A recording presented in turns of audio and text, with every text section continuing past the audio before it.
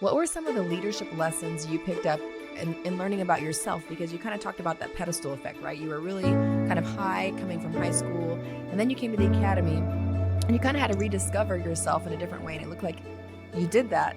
What did you learn? Just to be curious. Sometimes, a lot of times, as leaders, you can jump to conclusions. But I think one technique that is very helpful, no matter what industry you're in, is just be curious. When you have employees, you could hold folks accountable, but be curious about it. Ask the right questions. Is everything okay? Do you have enough support?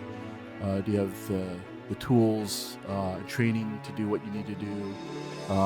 How's your family life? That kind of stuff. So I think you could be very curious and compassionate and graceful.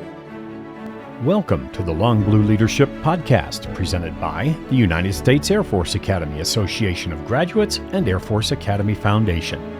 These are powerful stories shared with candor by Academy graduates, all leaders of character who live them. This is how the Air Force Academy experience has shaped their past, present, and future. We present these stories to help develop you along your leadership journey. Your host for this edition of Long Blue Leadership is Lieutenant Colonel retired Navir Walkowitz, USFA class of '99, currently serving as Association of Graduates Senior Vice President of Engagement and as a member of the AOG Board of Directors. And now, Navir Walkowitz. My guest today is Mr. Jason Kim, call sign Little Kim, which we'll talk about a bit later. He's USFA class of '99 and a member of the Air Force Academy Foundation Board of Directors and CEO of Firefly Aerospace. Jason's career includes his work in the satellite and national security space for Boeing, Raytheon, and Northrop Grumman. While in the Air Force, he served as a program manager for the Space Superiority Systems and Reconnaissance Systems Program offices. He has served on the boards of the National Defense Industrial Association and Space Enterprise Consortium Formation Committee. He began his Air Force career with a degree in electrical engineering, followed by a master's in electrical engineering from AFIT, and then an MBA from the University of California, Anderson School of Management. We'll discuss Jason's life before, during, and after the Academy, and we'll ask him to share a unique talent with us. We'll end with his advice for those striving to become leaders and those already in leadership positions, endeavoring toward excellence. Jason, my friend and classmate, welcome to Long Blue Leadership. We are so glad you're here. Thanks, Navir, for having me, and thanks for using my call sign. You're welcome. I know we wanted to catch on, so everyone knows now.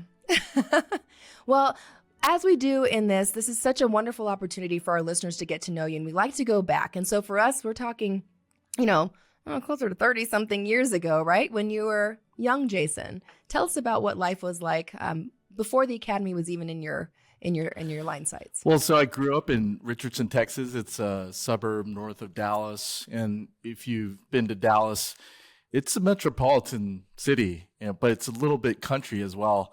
And so, yes, I grew up with cowboy boots. I grew up with a belt buckle, driving a pickup truck, all those kind of things. But I'd listen to all kinds of music. So judging by my call sign, rap music, R&B, but also some country as well. And my parents were first generation immigrants from South Korea. And so I really saw how hard they worked, learning a different language, buying a house, doing all that in their late, 30s and 40s. And raising three children. I'm the youngest of three boys. And so it was, I'm very, grateful for what my parents did for us three boys. My dad was an electrician on oil rigs and was in the oil and gas industry, and that's why we ended up in Texas. And I'd see him, travel away for a month at a time and then come back home for a month to places like Venezuela and United Arab Emirates and Gulf of Mexico and all kinds of places. And so, I heard stories of, travel and, just everything he was doing. So we'll get to this later, but he was definitely an inspiration early on for me. And he always, was very grateful for uh, being a naturalized citizen and allowing our family to grow up in the U.S. and get an education. And so he always kind of inspired me to give back to the country and always, do good things for the community as well. And so that's where I kind of got those roots. And, also being the youngest of three boys, my older brothers were 7 and 9 years older than me.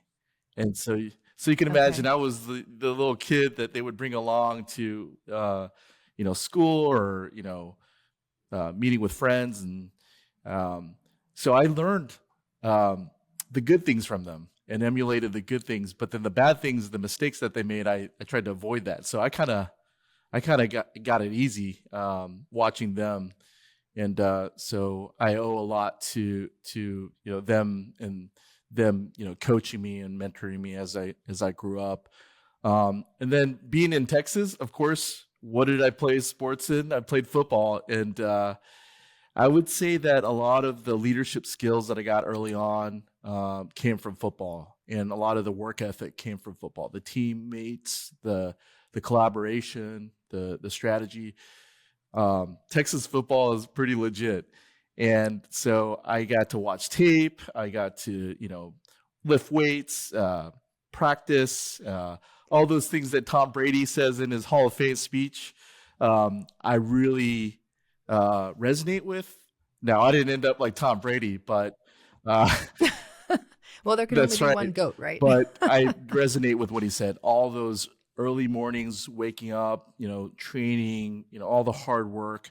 It really taught me a lot of good lessons. And, I still kind of, have a lot of that work ethic because of, playing football, and a lot of the teaming and collaboration came from, collaborating with 10 other football players, trying to score a touchdown or, keep others from scoring a touchdown. And also a big reason why I'm a big college football fan. So I'm really happy to see your son play for the Falcons, and I'm going to be rooting for him and the rest of the Falcons, as well as my other alma mater, UCLA.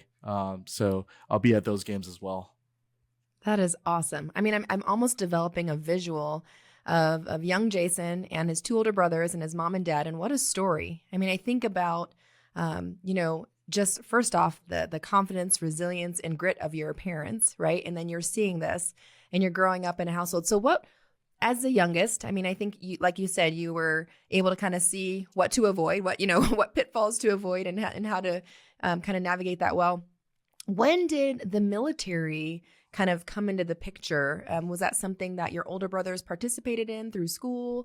How were you introduced into that side of the So I would say world? it kind of goes along with some inspirational people in my life. Growing up in Texas, the space shuttle program was a big deal. And I think you and I were 8 years old when the Space Shuttle Challenger event happened. And one of the astronauts that was a hero among all the astronauts on that mission was Colonel Ellison Onizuka. And he made a career in the Air Force. He was a test pilot, graduated from, with his PhD, I believe, and became an astronaut and really, gave his life in many ways for science and for the Air Force.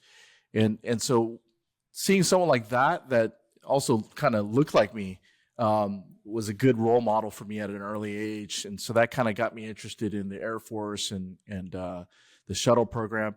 And then, I think you and I remember when we were young, 1991, before we went to the academy, the Gulf War, and we saw on TV for this first time all this shock and awe, and the General Schwarzkopf and Colin Powell and all the strategy that was used, the technology. You hear about the second offset strategy with those F-117 Nighthawks and all the flares that you would see at night. And it really just made an impression on me. It got me kind of excited about the military and all the technology that's involved, and also, kind of got me into thinking about being a pilot someday. And again, my dad always saying, "Hey, give back, Jason. This country is giving a lot to our family. Give back." I kind of got that motivation to go into the military, and then I think we also had family friends that had some people that went to the academies, whether it's the Naval Academy or others, and got to learn a little bit from them. What was it like to go to the academy? And these were really good role models as well. So I got with my liaison officer, which was a really great liaison officer, got me involved with what I needed to do to get more information, and went to the summer scientific seminar and spent a week on the campus and got to learn what it was like to be a cadet, somewhat. And right. The kind of yeah, general summer science. It was actually fun. But meeting people, meeting the upperclassmen, and they were all super nice at the time. And I also, it turns out, I met my future roommate there, and we met at the summer scientific seminar. And so lo and behold, when I go into basic cadet training, I see him there. I'm like, oh my gosh, you were there at the same time as me. So it was a really great experience, and that kind of solidified it for me that I wanted to go to the Air Force Academy. So, I mean, you had some great role models to kind of facilitate some of that interest. There was a lot of things happening in the country that, we both were very familiar with, and it created some feelings of pride and wanting to give back. Were you always thinking about the Air Force Academy because of those motivations, or were you thinking other service academies as well? I think I had my heart set on the Air Force Academy. I don't know if I said before, but my parents had me later in life, and so since I was the baby of the family, by the time I got to the age of going to college, my parents were retirement age, and I was not going to put them through what they did for my older brothers, which was room, tuition, board, and all that stuff that they had to work hard to pay for. I wanted to get a scholarship somehow, and this was a way to give back to the country, get a scholarship, get a great education. Plus, I applied to all the service academies, but you'll hear this later, but I wasn't the best swimmer, so I wasn't going to go to the Naval Academy. I wasn't either. And then West Point was foreign to me. I just didn't know enough about the Army, and I wanted to be a pilot, so I thought, hey, the Air Force Academy is the best way to do that. Awesome. So you had a great ALO. You kind of went through the process, which in itself is quite a process, as we remember. And so how did you find out? When did you find out you received an appointment to the Air Force Academy? What was that? Oh, that was, I've had a lot of great moments in my life. So that's reaching far back. I just remember that I was super happy. It was Congressman Sam Johnson of the 3rd District of Texas that, gave me the nomination. He was actually an Air Force pilot and a Vietnam POW, and he's since passed away. But, getting a nomination from a legend like that was very much an honor. I also got a senatorial nomination to go to the Naval Academy, but not knowing any better as an 18-year-old or whatever I was, 17-year-old, I was like, sorry, Senator, I'm going to the Air Force Academy. Thank you very much. I'm not going to the Naval Academy. So I was very set on going to the Air Force Academy. I was very, very happy because it was hard to get in. I mean, one of the challenges I had as a fairly big football player in high school was the tests that you have to, physical fitness tests you have to take to get into the Air Force Academy. So you had to do all the pull-ups and the runs and all that stuff. And as I had to cut weight, and it really took me waking up every morning, just going through routine of practicing all those things, and eventually got enough confidence to to pass the physical fitness test and all the other things you got to go through. So it was very rewarding to, get to the point where I got in. That is awesome. And I can see that drive. I mean, just from your family instilled in you to get to be, like you said, confident and ready to go. That's no surprise at all. So talk about at the academy. We know a little bit about your roommate. You met him in summer scientific seminar. What was your academy experience like? Maybe start from 40. Well, I remember day one. Day one was just Do you remember day because one? there are two funny things that happened.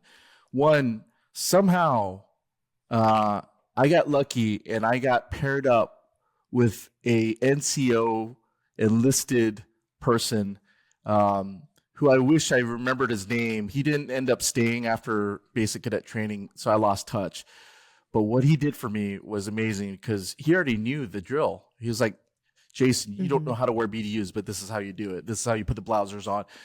How did I luck out? I had somebody that knew what to do and was teaching me how to do it from day one. So very, very much grateful to that individual. I wish I could have kept in touch with him. The second funny thing is we all had name badges, and my name badge, for some reason it said June Kim, and I was like, okay, that's my last name, and it's June, I think, so it makes sense. Okay. And then all the upperclassmen were like, is your name June Kim? I was like, yes, sir, my name is Kim. And so I thought it was the month, but it turns out they accidentally switched my name tag with another cadet named June Kim. Yeah, actual June Kim. And so he was wearing my Jason Kim. And so on day one, it was very confusing. And that got me into a lot of trouble. They're like, do you not know your name, basic? All the things you could think of, I was getting all those kind of comments. And so it was quite the memorable experience. It's like, it's hard enough being, a new dually and trying to figure it out. But then when you have those kind of incidents, it's like, it makes it even more confusing, but it was memorable.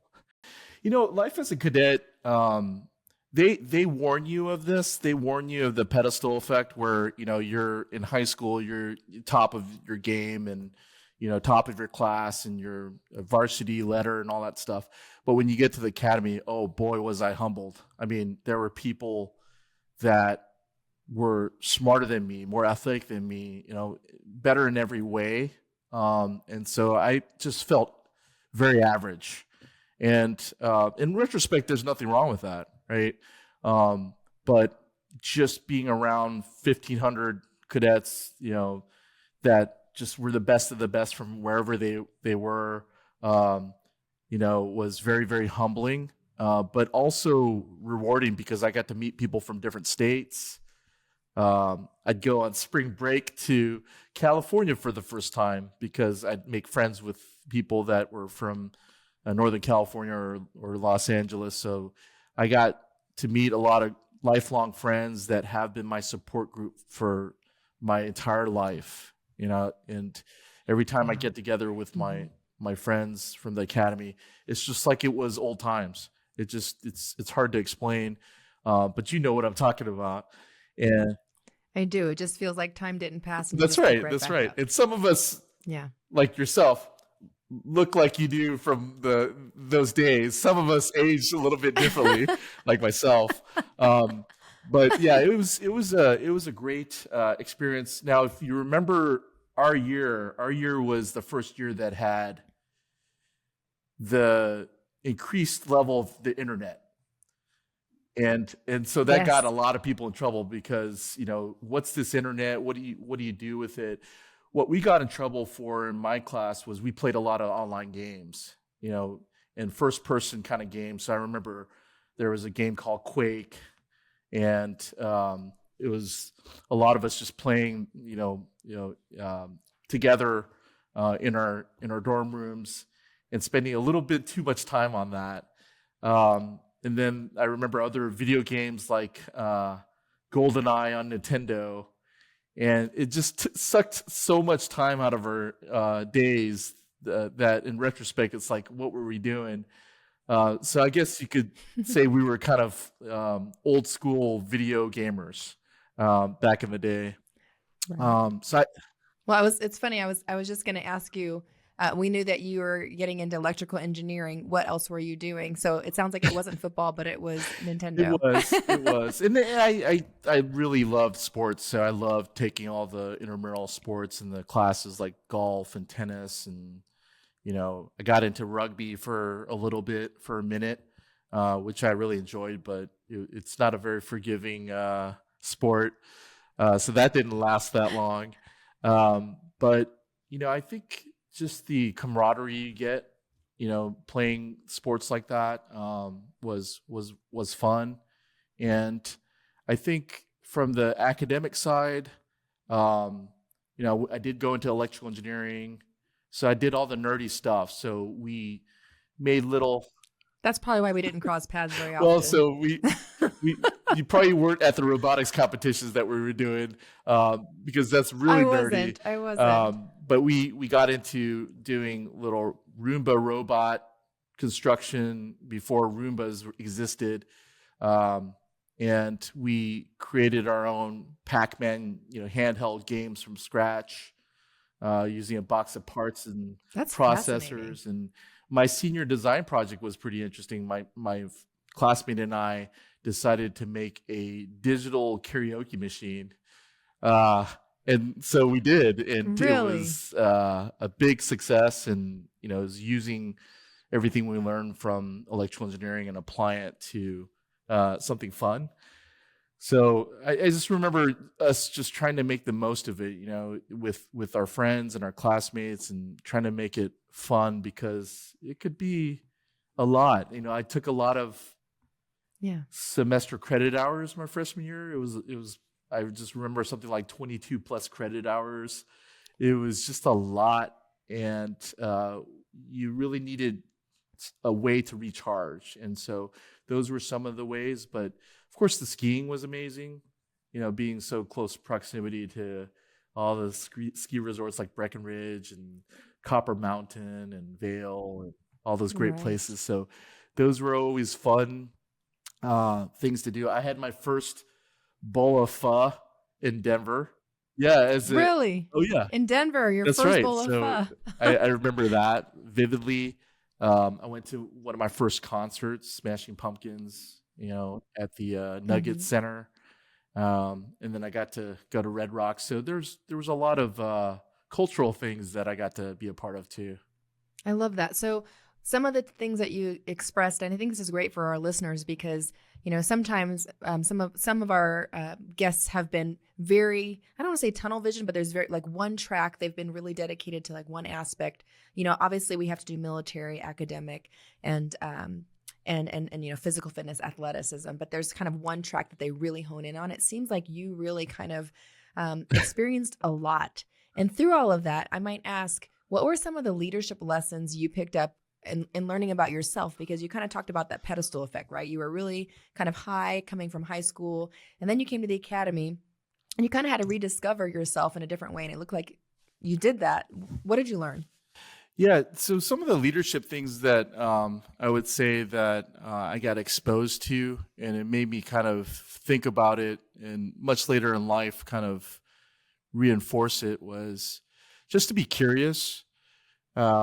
Sometimes, a lot of times, as leaders, you can jump to conclusions. But I think one technique that is very helpful, no matter what industry you're in, is just be curious.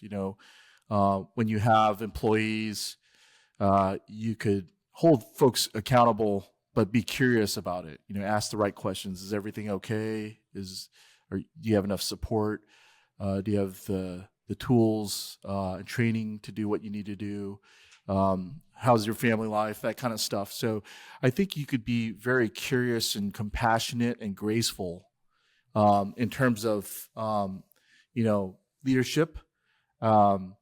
And that's partly learning from good leaders, but also bad leaders that didn't do that. So I think you got to see both sides as a cadet, and you always want to pick the good leaders and emulate the good behaviors and leave out the bad. So that's one thing I would say. We got this drilled into us, and we didn't even know at the time how important it was. But building that trust, with your teams, that's extremely empowering and motivating when you trust someone else and they trust you, and you can go much, much further when you build that trust up. And then the last thing I would say is, I think we were one of the first classes that had non-commissioned officers alongside with AOCs that were there to teach us about mutual respect between officers and non-commissioned officers. And I think that went a long ways for all of us, because, once we went into the real Air Force, we were going to lead a lot of officers and NCOs. And getting that kind of exposure early on was helpful, but also learning about mutual respect. That's something that is extremely important in any work setting that you're in.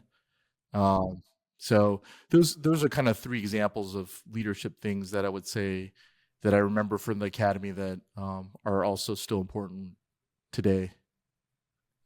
I think that's wonderful. And maybe you'll even share an example where you saw either curiosity, compassion, or mutual respect really play a role kind of in your professional or personal life after the academy. But before we get there, I remember you talking about, wanting to maybe get into space, right? The astronaut program, be a pilot. How did that all shape out? Because you were an electrical engineer, and then what? So I really wanted to be a pilot. And for some reason, I really liked the C-17, the Globemaster. And I think it's because it was a fly-by-wire kind of system, and you could, it was a stick, but it was like more of a commercial airline kind of transport plane. So it was a blend of, fighter pilots use sticks, but it was still kind of a air mobility command kind of system. But, unfortunately, my eyesight, my color deficiency just didn't allow me to go into that track. So I really just leaned on and doubled down on my electrical engineering background, and got to go to Wright-Patterson Air Force Base as my first assignment. And there I was a engineer / project manager working on uncrewed aerial vehicles before they became popular. So things like the Global Hawk and the Predator UAVs, those were things that I was getting exposed to, and I got to put payloads on. If you remember, in the 1999 timeframe, there were Hellfire missiles put on the Predator. I was there when that was happening.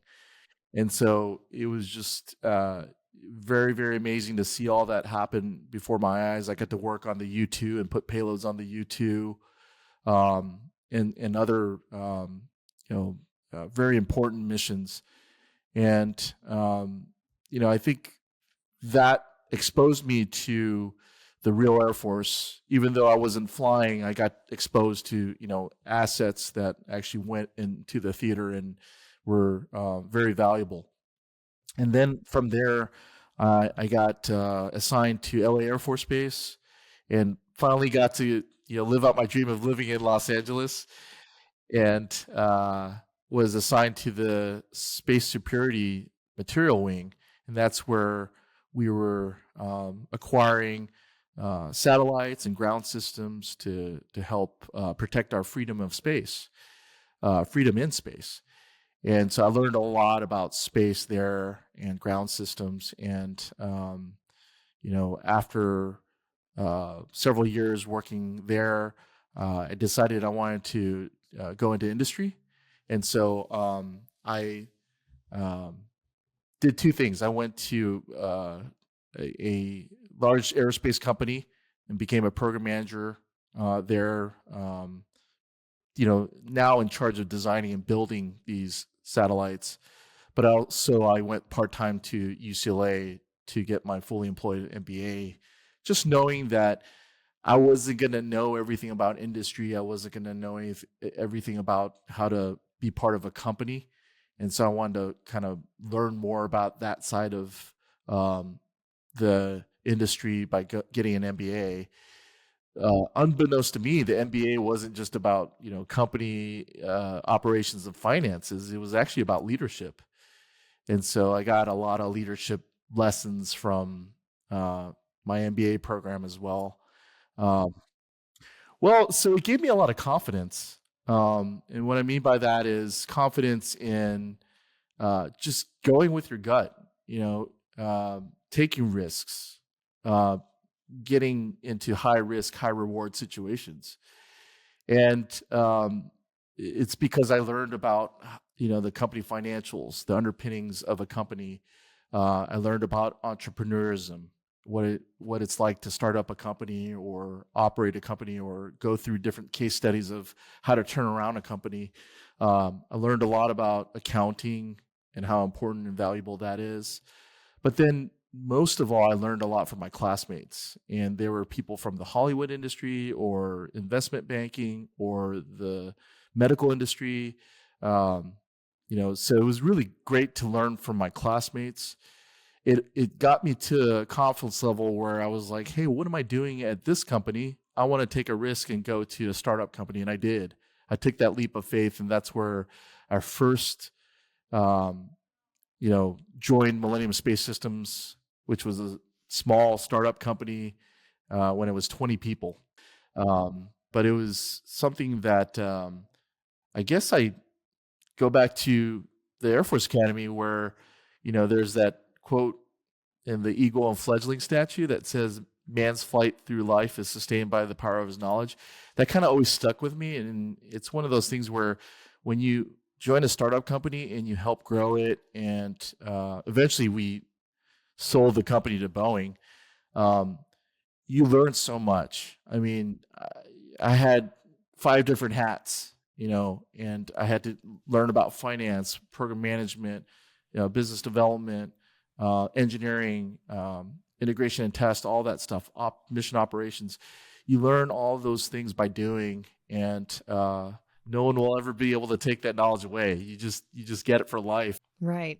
Wow. There's so much that, you covered such a span, because I'm imagining, maybe I don't want to call it, maybe gift is not the right word, but not being able to be a pilot might have been something that opened up, obviously these opportunities for you in ways that you could not have even foreseen. So I actually wanted to go back to that really quick and just ask, how did you kind of rechange your thoughts or shape your mindset to, okay, well, it's not that, so what's next? And how did you handle that? Because I think some of our listeners find themselves in situations where, well, if I do all these things, then it will lead to this. But sometimes there are things outside of your control that even if you do all the things, you can't get there. So how did you do that? Well, I think, first of all, I'll always be a fan of pilots and aviators and, all these fighters and bombers and transport airplanes. I definitely bleed blue still to this day. So I definitely appreciate all of our classmates that have sacrificed so much to fly in the Air Force and defend us. That's kind of my mindset is, what can I do to still contribute to the mission, to national security? And so as long as that was kind of my guide star, I was fine, because I knew that I was contributing to the mission in some way, whether it be acquiring platforms and, putting payloads on those platforms to go support our classmates, or today, designing and building systems and operating systems that end up helping national security. It's really the mindset of, what can I do to help and make a difference to help defend our country? So that's how my mindset shifted, because it takes all of us to contribute what we each contribute to make these missions work. And so that's kind of where my head was at. I think that's fantastic advice. And there's this theme that's been woven since, you talked about your parents. And I think it's this, looking forward and investing yourself and educating yourself. And so along this path, you've done those things. You're also a family man. When did that kind of come to fruition, and how does your family feel about when you join startups and take risks and do some of these things? Well, it goes back to my dad. He gave me a lot of great advice when he was still around, and one of the advice was just sharing his regret. He was a lot of people thought he was my grandfather because he had me so late. Really? Oh, Yeah, because the of the age difference, and right? so Yes. Mm-hmm. there's something to be said about that. He was very wise. He had a lot of experience in life, and he had global experience and had seen so many different hardships and overcome them. And he would always say, "Hey, I wish I would have taken, that risk and left my company and joined my other, coworkers to go start up that other company."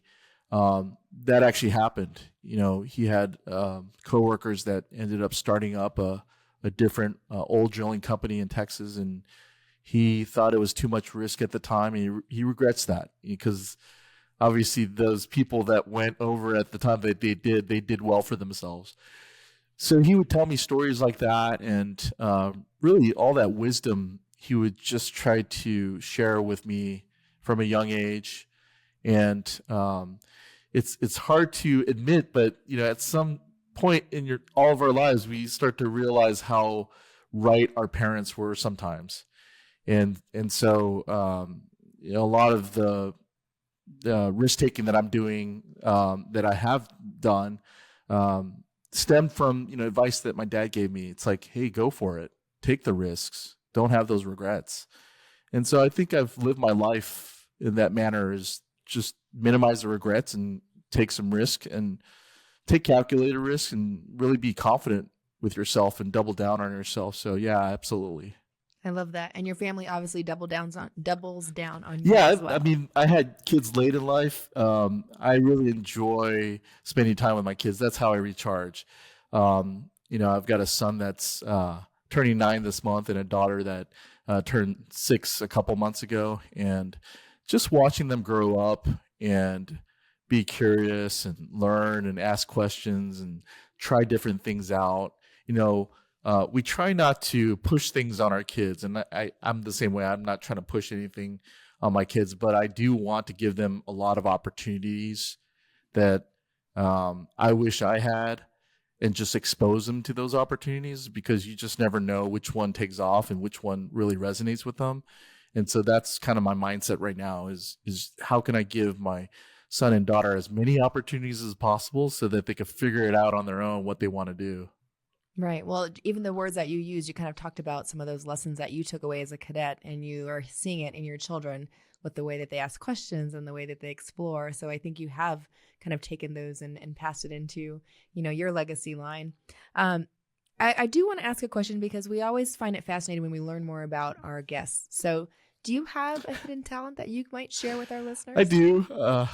And with me too, because I'm ready. Yeah. I'm excited. I wish I could say it's something that is so fascinating, but really it's just something that I could draw and paint really well. And it was something that I just noticed when I was very young. I learned from my older brothers, and they were pretty good at it too, but I learned at an earlier age than them. And so I've always been able to sketch and draw realistic pictures of when I was younger, drawing Lamborghinis, because I always wanted a Lamborghini Countach. They don't make those That's cars awesome. in the price points that I would like, so I don't have one today. But I was, but I you have drawing. A Yeah, I have a realistic drawing. So I was always drawing things, and recently I started painting as well, and it was crazy. I had never done oil painting before, and when I had my first child, my son, whatever got into me, I just picked up a brush and painted a picture of him, and it actually looks like him. And we did a side by side like picture of him smiling and the painting of him smiling. It definitely captures his essence. You surprised I yourself. surprised myself It looks because like. I never got training or anything, and so Right. I would say that's my hidden talent. It was even hidden from me. And, it's just amazing,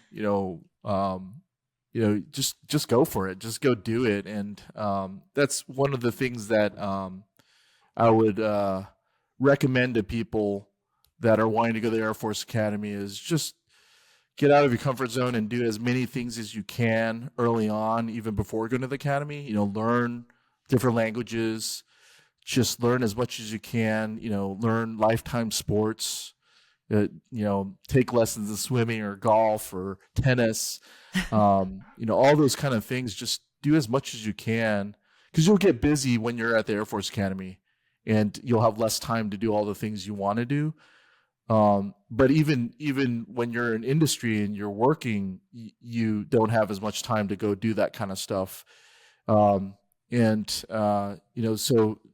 you may not think you have a lot of time during junior high or high school, but you do, and you should take advantage of just learning as much as you can, and you'll appreciate it later in life when you go travel to Paris or travel to different places like Thailand or Japan. If you learn those languages, you can explore those places even more in a way that is more enriching. And that gets me to, that's what I want to do more of, is travel globally with my family. I think that's something that I want to expose my kids to. And a lot of times you grow up in the United States and you start thinking, hey, there's only one way to think about stuff. But when you travel, and I got to travel for work to Paris a couple years, it opened my eyes. It opened my eyes to a different world, and how other people think and dress and, go about their daily lives. I've also gone to London recently for work, and that was eye-opening as well. And I've been to the Southeast Asia as well. So it's just fascinating to go to these different places and learn the cultures and talk the languages and meet the people. It's very enriching. So how many languages do you speak? So I grew up learning Korean, so I can speak a little bit of Korean. I obviously took Spanish because I grew up in Texas, and that Spanish is a very valuable language in Texas, even in California. And because I took Spanish, when I get to the Air Force Academy, what did they do? They said, hey, we don't want you to take Spanish. We want you to be the handful of people that takes Arabic. So I got the privilege to take Arabic. I got volunteered into it, and it was very, very difficult for me because I just had no background in it. I struggled with it, but the silver lining is that I learned about a new culture, and I learned about how to write, right to left, and just a new language and new foods that go along with it too. So I really appreciated that in hindsight. At the time, I didn't, think it was that easy. But in hindsight, I wish I would have done more and kept the fluency in it, because, learning a different language means you can talk to a different group of people, and you can learn more or teach each other new things. So it just opens a lot of doors. So the experiences you've had both from the academy and the languages and throughout your career, both professionally as well as personally, what's something that you've taken back from those experiences that you might share with a listener that maybe hasn't had that kind of exposure that they can bring to the leadership table? And how do you use that at yours? I think it just goes back to what I touched on before, is just the curiosity. Just always be curious. I think Ted Lasso had it right. Just be curious, right? If you had just asked questions about, hey, did you throw darts when you were younger? Oh, if you would have known that, you would have known that Ted Lasso was really good at darts. I think just being curious and being an active listener and asking questions and listening to other people. Sometimes people want to vent, or sometimes people want to just be heard or have a voice. Most of the time, people just have good ideas. And, it's all about, hey, did I miss something? Did you miss something? Did we both miss something? If you get all those great ideas and you share it amongst different people from different backgrounds and walks of life, you don't miss as much, and you're just better off. You'll have a better solution. And in my industry, you have a better design. You have a better performance result. And so I would just say, just be curious. What did your road back to the academy look like? Now you're part of a board of foundation directors. And so you talked about learning from your dad and your mom, always about giving back. So I have to think that's probably been part of was in the back of your mind, but how did that all come together? I had no roadmap to do the job that I'm in right now. I never anticipated doing this job. And I also didn't anticipate being on the board of directors for the Air Force Academy Foundation. But, I had folks reach out from, the Air Force Academy Foundation and, ask me, hey, do you know what we do? And are you, aware that, you're a big football fan. Are you aware there's a Falcon Stadium renovation? And I was like, no, tell me more. And with that first visit, I actually donated right away. I was like, I'm on board. Sign me up. I want to donate to this because I believe in it. If you remember the Falcon Stadium was where we graduated, right? It's such a memorable place. We saw a lot of football games there. And so it means so much. So I was all about, donating to that cause. And then I would say that the second time around when the same person came back and said, just to check up on me, he had mentioned, hey, there's this foundation and they're looking for someone that has a space background. When I went and attended the board meeting as a guest, I just stared around the room and I was just in awe because there was Paul Kaminsky, who's to me is one of my role models in terms of all that he's done for the country and continues to do for the country. And he was on the academic committee. And so, of course, I wanted to join the academic committee. I saw General Eberhart. I saw General Bourne. And there were just so many amazing people, Paul Madeira, that I was just in awe. And, from that respect, I was like, sign me up. I want to be a part of this.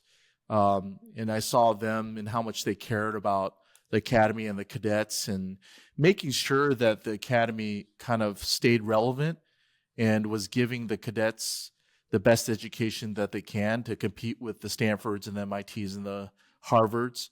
I really saw a good cause. And then the fact that, they were interested in my space background, I said, yeah, I definitely want to be part of whatever I could do to contribute to the Air Force Academy to graduate not only people that are going to go to the Air Force, but also to the Space Force. Well, it certainly makes a difference. And I think I remember seeing you at that first board meeting that you participated in. I was so excited to see you. I'm like, oh, 99's right in the house. So that was wonderful. Yes. Well, I have two questions left. The first one is really, I want to just ask you, because we've covered so much and you've given such wonderful, I think, advice and just perspective. But is there anything that I didn't ask you that you had wanted to, talk about today? I think, at the end of the day, going through the Air Force Academy is extremely challenging. But after you graduate and after you go through life experiences, all the hardships, the challenges, what I've realized is going through the academy kind of helped me overcome what I had to overcome in my adult life and in my industry life. It really,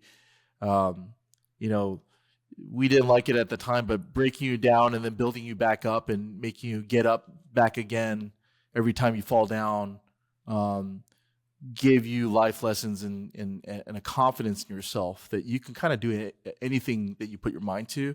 I really believe that the Air Force Academy kind of helped me overcome, a lot of different hardships in my life.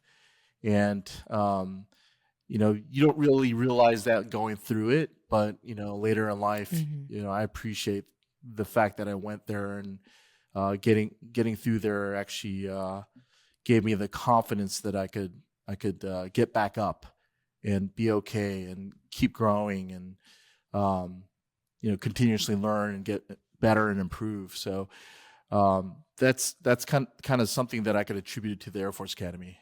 Oh, that is awesome. And I mean, and it's obviously taken you to new heights. Leading a corporation is no small feat.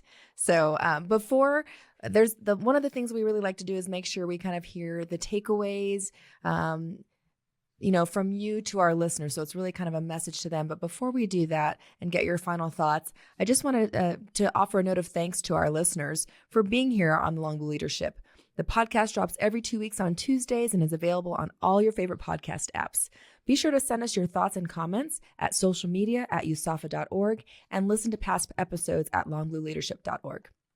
So Jason, I want to come back to you now because I hope that gave you a little bit of time to think about what is the message you'd like to share to our listeners. And our listeners are far and wide. We have those aspiring to go to the academy. We have family members of cadets, and we have graduates all alike. What would you like to share when you think about kind of your experiences in the realm of leadership to them? I think the Air Force Academy is a great place to graduate from. It's really hard to get through. So you should be really proud of your sons and daughters that are going through it and persevering, and it really is a great experience for them. For those that are prospective students, you're going to get to do things that you never could do anywhere else. Jump out of planes, fly gliders, eventually go into the Air Force or Space Force. And then for graduates, we've made so many lifelong friends, and we've made so many memories. It's something we can all do is give back, whether it's go march back from Jacks Valley, or go to the reunion this year for our 25th reunion for the class of 99. That's right. Or go to some football games. The foundation has plenty of great noble causes to donate to, because it's all about that long blue line. We want the next set of cadets to get an even better experience and education than we did. We want to keep it going. It is always a pleasure to not only hear your voice, but today I got to see you as well. That just brings me such joy, and I can't wait until our reunion just in a couple of months as well. Thank you so much for your time today, Jason. It's been amazing. Thank Lil' you. Kim. Thank you for joining us for this edition of Long Blue Leadership. The podcast drops every 2 weeks on Tuesdays and is available on all your favorite podcast apps. Send your thoughts, comments, and guest ideas to us at social media at usafa.org, and listen to past episodes at longblueleadership.org.